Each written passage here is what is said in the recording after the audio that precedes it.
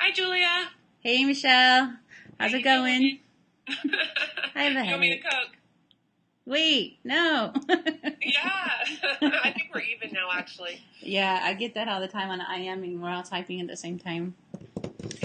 Well, so today we're talking about Skype and the classroom. Yes. And what ways that you would want to use it? Did you come up with any ways? Well, I came up with a list of a couple ideas that I thought would be useful.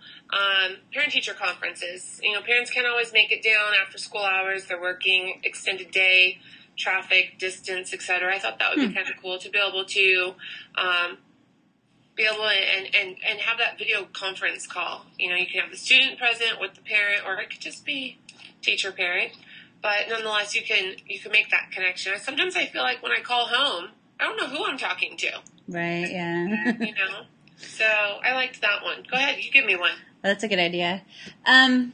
With using it in the classroom, my idea has been to have someone in my contact list that I can, when my kids say, when am I ever going to use this? I could call different people. Like my brothers two of my brothers are engineers, and I could just call him up, and he has his own business, so it's not like he could just pick up the phone for a second and say, oh, I just used Trig today when I was doing this or whatever. And my other brother's a lawyer. He would be a little bit harder to get a hold of, but he uses it even in because he deals with property and real estate, so he still uses math and trying to prove his client's case and all that kind of stuff. So I was just thinking of having a list of contacts that I could just call up at a minute's notice, or else set up a time where they could tell my class things that they don't take my word for it. They could hear it from a professional. So kind of like a guest speaker as well. Kind of. Yeah, a mini guest speaker to just say, hey guys, this is how I used math in my career, and that it really is out there. It's not just all theoretical. And if you ever had one of those conversations, you could record it and save it. Right, and when you get that question again, you're like, boom, I got the answer. Uh-huh. It's not live, but the students can still see somebody talking about their career and how it's helpful. That's true. I'd have to get this call recorder thing going for more than 7 days. I was going to make that one work. Well, in the arts, it's always difficult to schedule field trips to take kids. There's always a budgetary issue or there's a distance issue. And so I was like, oh, well, maybe I could schedule field trips into other artist studio. Again, making those connections with other colleagues that I know in the field that are working and thriving as artists. Or maybe to, the various directors. There's a couple different art and ceramic museums and galleries around where, I could just bring them into the classroom, and students could ask the other artists questions about technique and style and how do you solve this problem or where do you get your ideas? Because one of the things students struggle with most is the creative part. Right. It's like, go be creative. And they're like, okay, that's writer's block for the artist. So, pulling in guest speakers again, and there's issues of like, oh gosh, if you're all live in the moment, are the kids going to behave? And you never know what questions they're going to come up with, especially if they're very much so impromptu instead of scripted.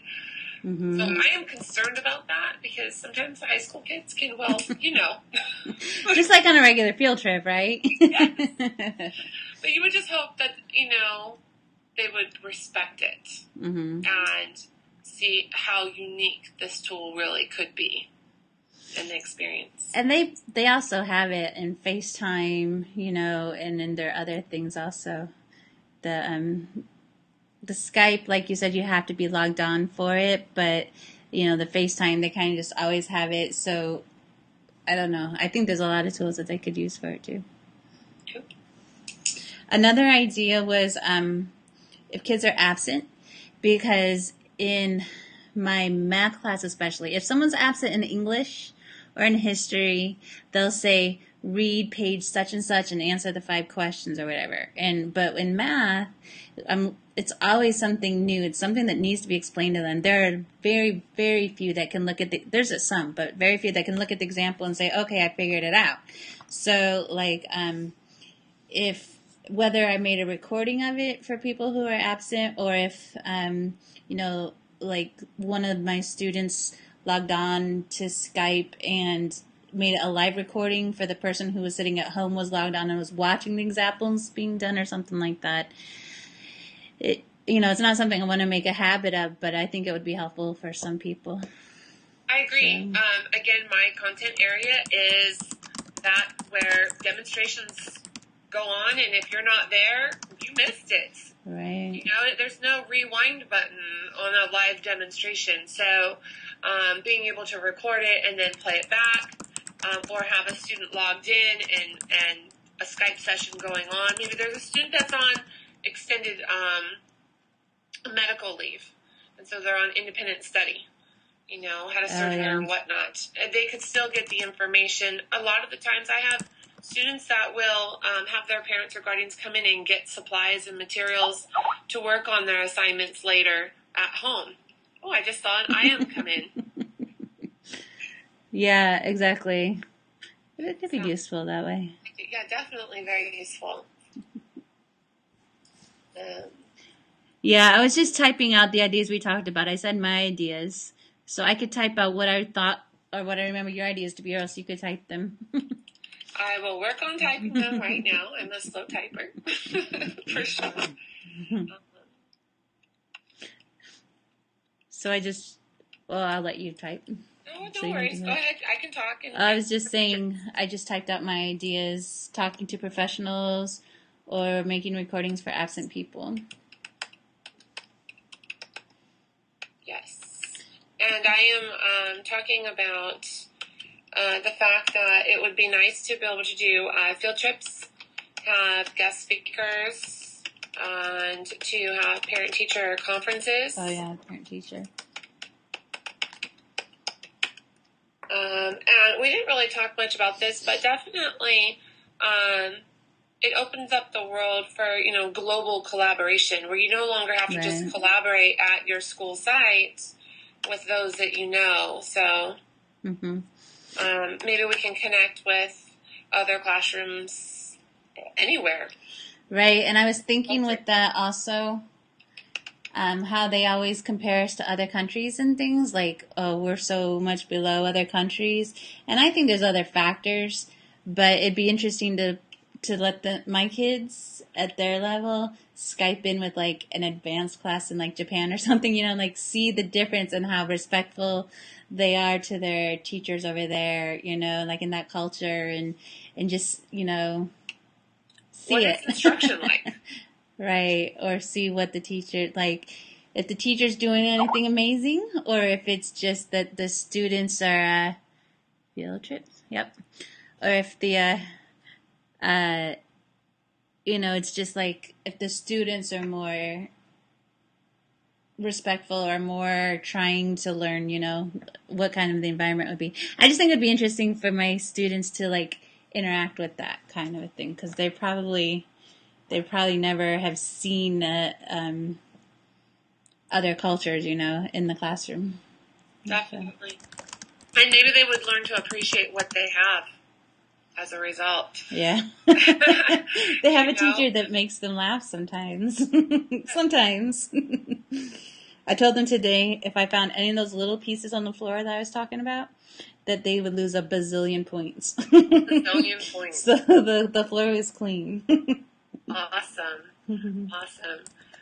Well, some of the ideas that I had that I listed for using Skype in the classroom came from a website that I discovered in Module 1.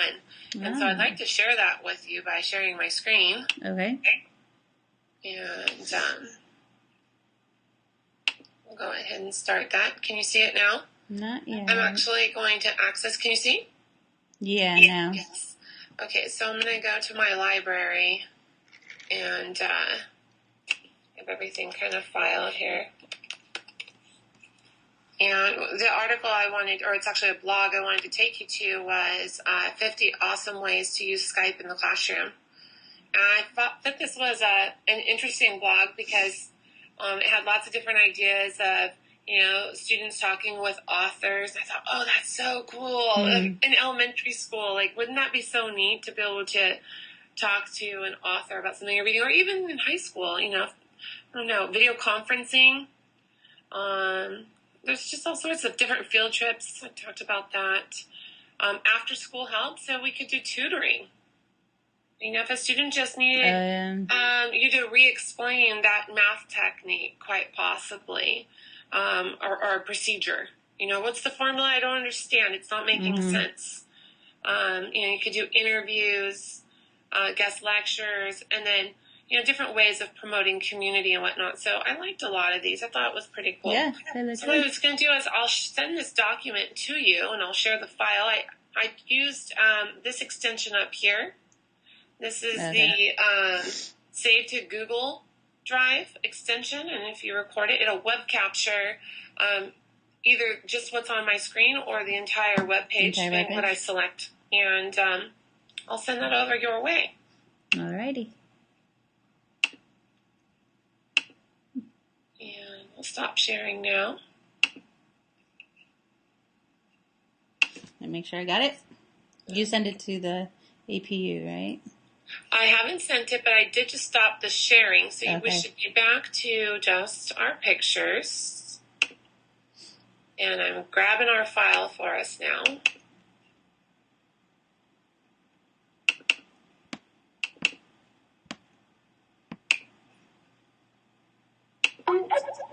And there it is. Oh, that's right. It comes through there. It doesn't go through our email. So I have to find it in your instant message. There it is. So I accept.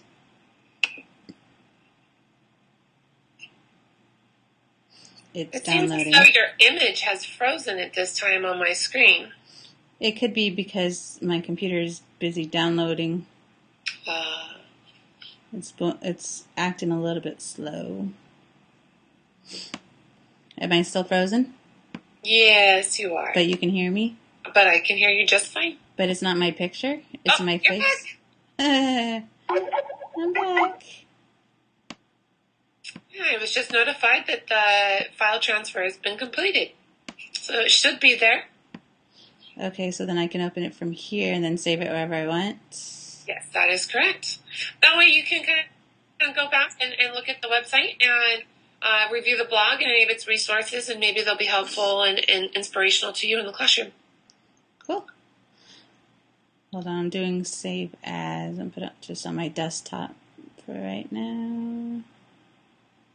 One of my favorite extensions, though, that I have discovered is definitely Save to Google Drive. Because when I find a website and I'm like, I don't want to lose it, even though I bookmark it. Even though you do it in Digo? Well, yeah, but I mean, if it's if there's imagery or something that websites change, information changes, they're not always accessible. If I want to cut and paste and put it into a curriculum page or whatnot, I can. Right. Students can take a portion of it. It's like because it'll save it more like a PDF. Yeah. Because you were saying it'll save it like a PDF. Yes. There's a bunch of different formats that you can save it as well. So. Cool. Sorry, I like doing this. Are you organizing? Yeah, I was just saving it and thinking about what I should share with you. So have you used any of those or tried to? Or yeah, some of the links are broken and the web page is no longer available. Oh, okay. But even just reading the little synopsis of what it was about, I thought was helpful in just coming up with ideas of how to incorporate this tool in the classroom. As we discussed earlier, when I stayed late one day at work, it was, unfortunate that Skype would not work. Oh, yeah. On the network. That of my district, they have it blocked. And I found out that they don't want me using Skype. Only Google Hangouts. And I'm like, can we fix that? Because I'm going to be using this from time to time for my program. So I'll get back to you, Michelle. That's what your tech guy said? Pretty much, yes. Yeah, that day it wouldn't. My computer my school Wi-Fi has been down because I found out that it's because one of the teachers gave away the password to some students, and so like it's getting messed up for everybody, and so it's just been a big mess. You guys separate Wi-Fi networks for students versus faculty and teachers? Yeah, well, they didn't have it for students, but now apparently students were getting on it, and it's not supposed to be for students, at least not from what I heard, just because the Wi-Fi has a harder time with blocking websites and with keeping viruses and all that kind of stuff. So if everyone gets on it with their devices, we can't protect our internet as well as through the computers in the library and all of that. So anyway, so I haven't had Wi-Fi in my classroom since Monday, or actually last week. It was starting to get messed up. So I can't do much from the classroom anyway, but that's okay. I can come home and do it. I usually am staying late firing the kilns. Oh. So while I'm watching the grass grow, I'm doing homework. Cool. Or lesson planning or something of that nature. Senior class stuff, or I don't know. Cool. Are you ready for me to share something with you? I am. What you got? Let's see. I just am showing you something from the last week's lesson on Skype where, share your entire screen? Start. Where I went ahead and signed up for that Teachers in the Classroom. Okay, so what are you seeing right now? Are you seeing I see yourself? Me. Okay. Let me move over to this. So now do you see Skype in the classroom? I do. Okay, so I went ahead and signed in, just the same password as what I had for my regular Skype. But it's a lot like Edmodo, where you can get on and you can connect with other teachers, like on Edmodo, that are interested in doing projects or something. But teachers post like specific projects that they want, and not a lot of them really apply to math. I have a hard time with that, but this is like right here. There's a teacher from, like you were talking about, connecting across the world. Here's an English teacher who's in France, north of Paris, who wants to connect with other people through Skype. There's a lot of science ones. There was a cool one having to do with like weather and stuff like that, just comparing where they were in that part of the world. Here's a math one, but he kind of got more into things that my students weren't really doing. Plants. That's a science one. My students wouldn't really be doing much with plants. But anyway, so it's just another forum with Skype. It's like Edmodo, except it would be wanting to connect with other teachers through the video thing. So, and there's lessons, and here's the guest speakers thing that you were thinking about also. But since you're thinking globally, there's a lot of global things in here. You can see there's, I want to say Spanish. That one's definitely Spanish. Well, I think. Con flores. That's Spanish. That one has to be Spanish. So, anyway, so there's a lot of those. Oh, niños. I recognize that one. The children of. But, I am not bilingual. This is of the world. The creation of the world. Oh, look, and it has God. It's like not an evolution one. It's religion and philosophy. Interesting. And then here's like ideas for guest speakers, and there might even be people that are offering their services as guest speakers, and maybe the whole idea of the field trip via Skype. So anyway, that's my idea. But to share a file, I wanted to show you. Okay, I'm going to end my screen now. end screen saving. You just go to the plus sign, right? Yes. And stop sharing. I actually had explored that area that you just were sharing. Oh, really? And I typed in ceramics, and I was like, I'm not going to find anything. I did, and I was like, yay! And there's a guy that has been working as an artist for 35 years as a ceramic artist, and it's like, yeah, I'm open to totally doing tours and answering questions and talking about kiln repair, and I'm like, oh, resource. He was under the guest speakers tab.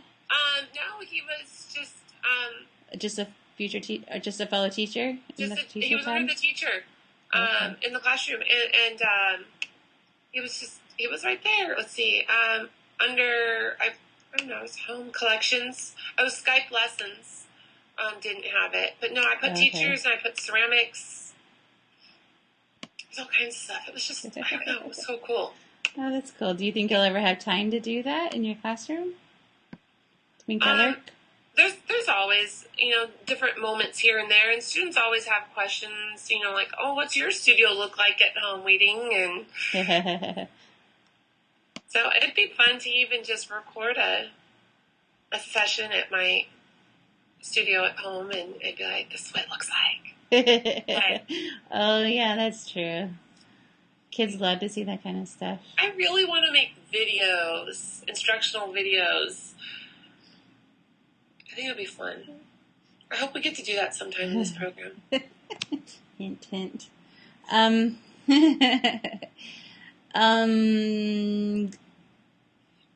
would kind of maybe like that, but I really like watching the kids go, oh, and you can't see that when you're in a video, All right, I'm sending you a thing here. Let's see if it sends. Geometry project? Yeah, copy. Right.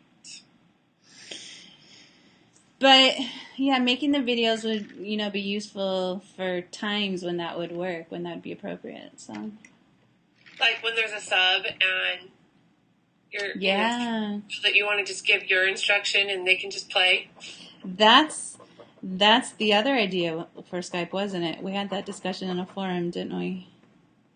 I think so, yeah.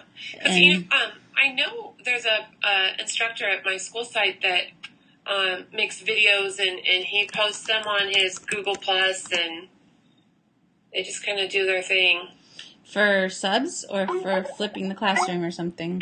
Whenever he has a sub, he records the lesson, and the kids all log on their Chromebooks and get it there. And he can put it on Haiku, which is our learning management system, and he puts it over in Google Plus, and he's got it all over the place. So it's like, whatever format you want. And I think sometimes he even sends it as a link to their email.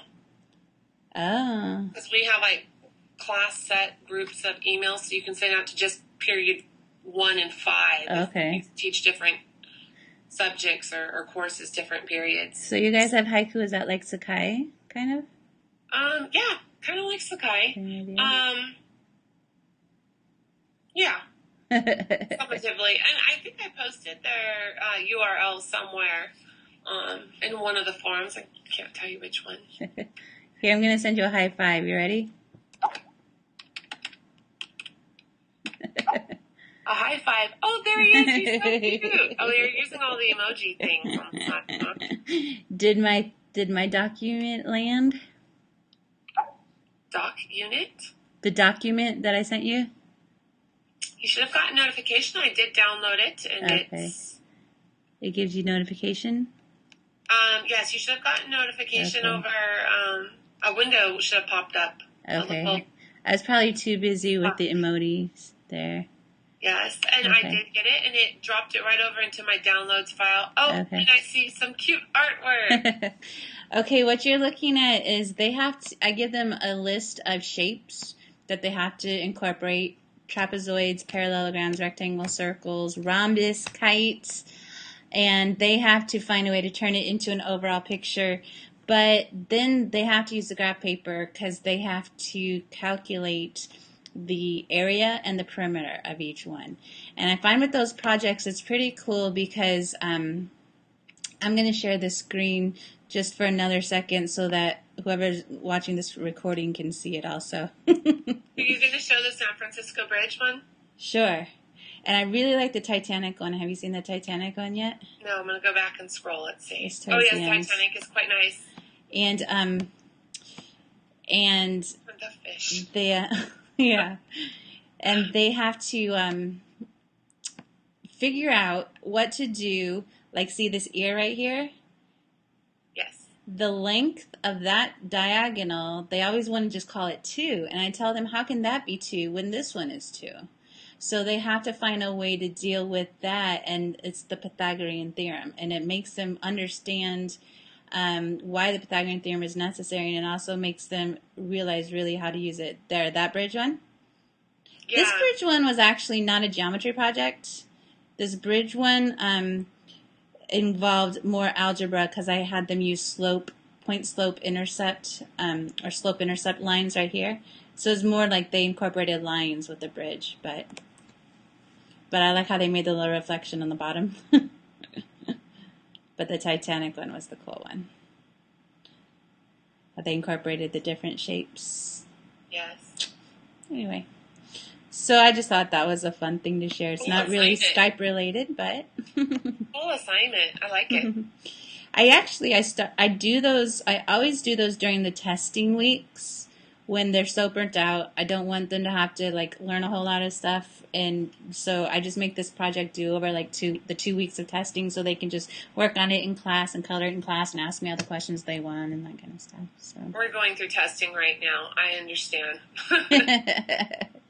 You are? We just Yeah. finished ours. Yeah, our window just began this week, so. Wow. It's not our complete window, it's just when we chose to, as a school, do it. Is it for the new practice ones, the SBAC? Yeah, they're doing SBAC. So they're doing the practice run, because the SBAC doesn't, that's what we did too, yeah. So, cool. Excellent. All right, start in the classroom. I got my checklist done. You have your checklist done? So, Oh, did you type something? I didn't see it. I'm trying to type. Oh, Like I cool. said, assignment. I am a slow typer. I make so many typos. My fingers are just like, I don't know. Maybe it's because I have arthritis. Do you? I do. Have you been And cracking your carpal tunnel. knuckles?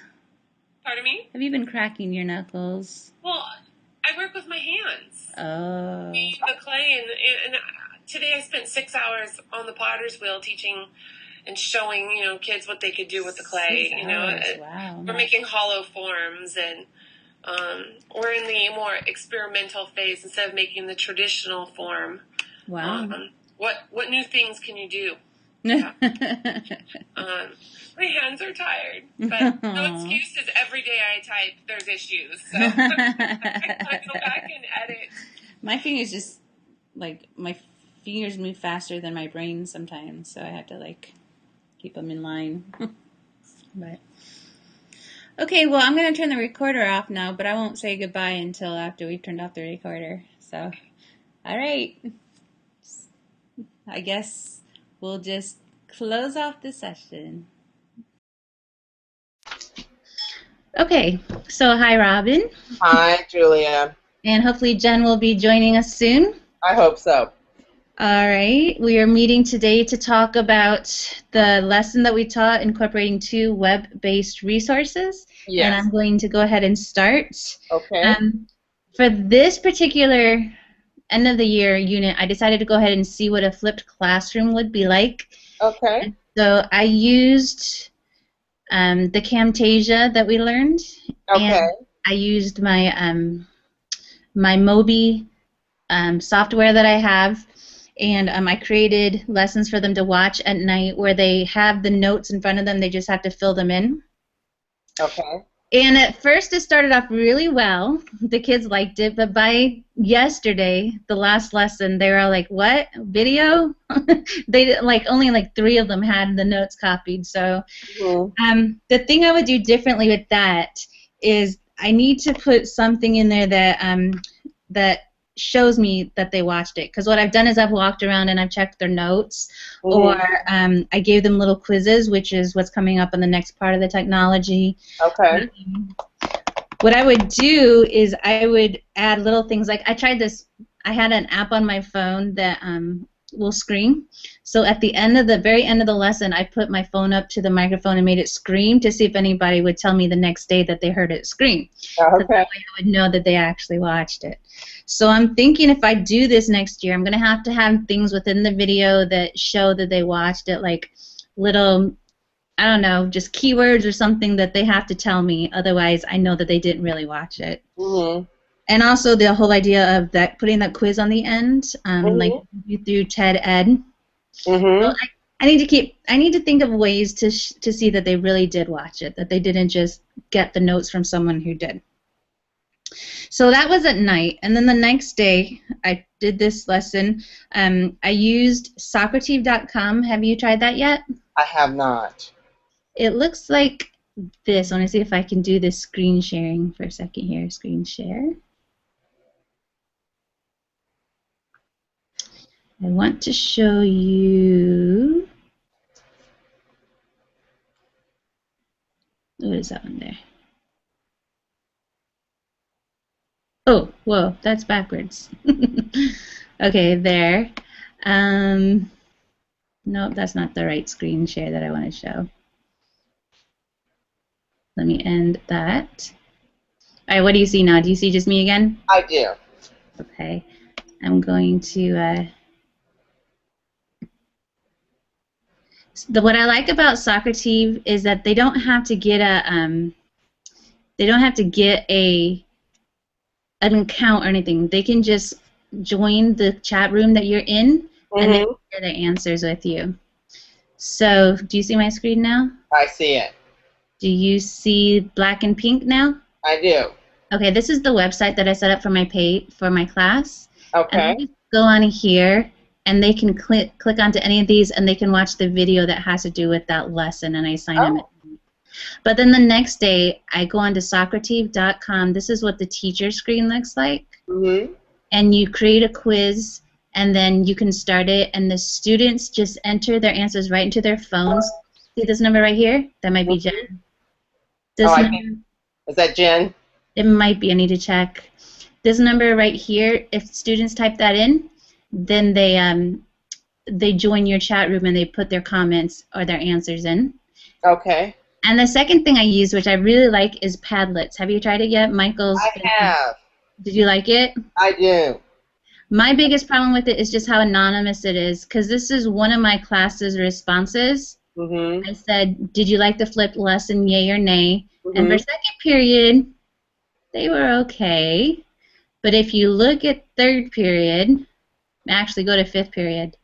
You look at fifth period, you can see they started like being too goofy, like derp says bloop, and I'm going to ask you a question, but I'll shave it for later, and you know, herp, derp. So my grade level didn't take it seriously because it was anonymous. They knew they could pretty much say whatever they wanted, and I would never know. Okay. So the next thing that I would have to change is fixing that so that I could make them take it more seriously. I'm going to stop the screen share, and then I'll check to see if, oh no, that's Michelle talking, it's not Jen. So those are the things that I would change. Am I back on your screen yet? No. Am I back now? Yes. Okay. So I liked the Socrative a lot. It's still anonymous, but they have to type their name in, and they tend to take that one more seriously. I like how it puts their answers right into an Excel sheet so that I can just see everything listed out. That's nice and easy. And I liked Padlet a lot. Just the things that I would need to change are just the anonymity of it, making sure that they make appropriate comments. And the other problem is they can click on other people's things. I don't like that. I like people to be able, oh, I see him in the corner. What's his name again? God, he just shows up in everything. He's photobombing. He knows how to photobomb. He's reading. Hey, what's do his me a name? favor, love bug. Go in your room and turn on your TV or go watch the iPad, okay? Thank you. Here. Take your milk, love bug. Thank you. And the other thing I liked about Padlet is that it offers a QR code. So all the kids have to do is walk up and snap a picture or enter the QR, and then they go right to the correct page. But not many of my students have the QR reader, so that didn't work too great. Okay. Well, it sounds like you did a pretty good job. That's my story anyway. Yeah. Okay. Well, what I did was I went to my son's preschool, and it's not really a school set up for technology, but what I had to do was bring in my own iPad and then have the teacher bring in her iPad for the kindergarten class. Okay. And what I did was I showed them how to use an app. So I did that by recording a screencast of how to use an app, and I showed that to the students. Okay. How to use an app. So it was pretty simple like that, and I also used Camtasia as well. So you use two different recording things, Camtasia, and is Screencast a recording thing? Yes. Okay. And that was really about it, Julia. Mine wasn't as in-depth as yours, but of course, you know, when you're teaching the kindergartners, it's on another level. Did they like it? They did like it. I mean, a lot of them already know how to use it. Uh-huh. Because they have iPads at home. There was a lot of fun. Cool. Awesome. So would you do it again? Definitely. I mean, you know, I love kindergartners. So, yes. I think I would use most of mine again, too. I just have to make it more purposeful to make sure that they're being honest about it. So. Yeah, I mean, I could see you having that, I don't know what's the word I'm looking for, but eagerness. Yes. Well, I mean, you know, the older they get, the more a little condescending they get, and the harder it is to get maybe an honest answer from them. So. Exactly. Yeah. Cool. Oh, where's Jen? I don't know. She hasn't written back yet. Yeah. So what do you want to do? Yeah. I'll keep checking in with her tonight. I know you have to put your son to bed, so if she gets a hold of me, I'll try to do a quick session with her. Let me go ahead and stop the broadcast so we won't be live anymore. Okay. Then we can just talk.